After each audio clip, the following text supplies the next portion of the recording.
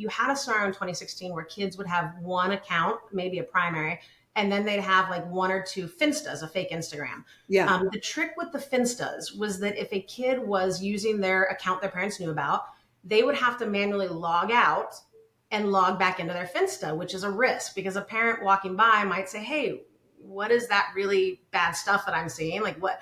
Yeah. And so often kids were limited in the risks they would take because they were worried, right, about, hey, my parents might notice.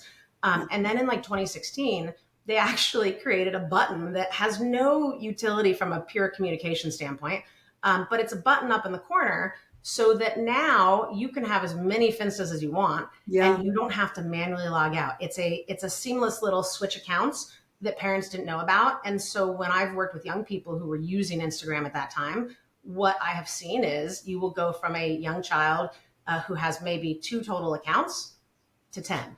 Yeah. Right. And so here's something else where it's not even, these kids get it because they're born with technology. They're born with remote controls. They're born with cell phones in terms of in society. Like that's how we function in society now.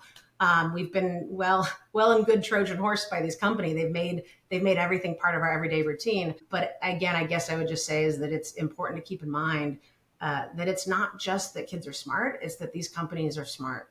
And they are designing these things to ensure that kids can get around every type of parental protection out there.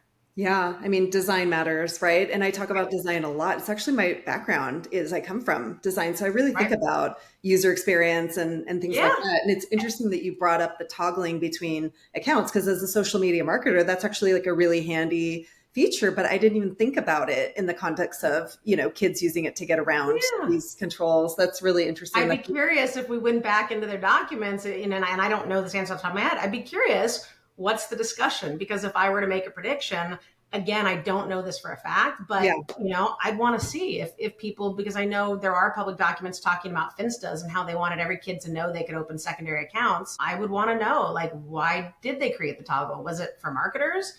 Or was it for everyone, including, because on their end, they would presumably have seen the spike up when kids start opening multiple accounts. So what was the reasoning? And I don't know. I mean, to your point, a regular person does not need multiple accounts. No. So that's where that's one solution, right? One solution would be start verifying emails and only allow 1 or 2 accounts.